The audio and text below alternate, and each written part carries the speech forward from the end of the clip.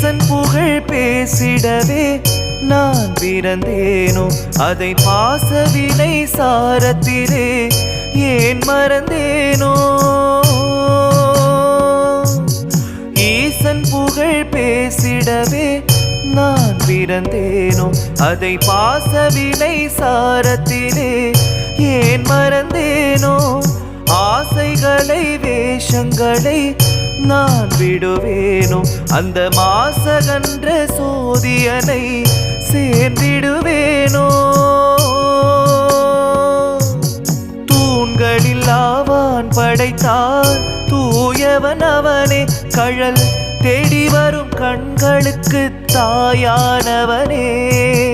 தூண்களில் ஆவான் படைத்தார் தூயவன் அவனே கடல் தேடி வரும் கண்களுக்கு தாயான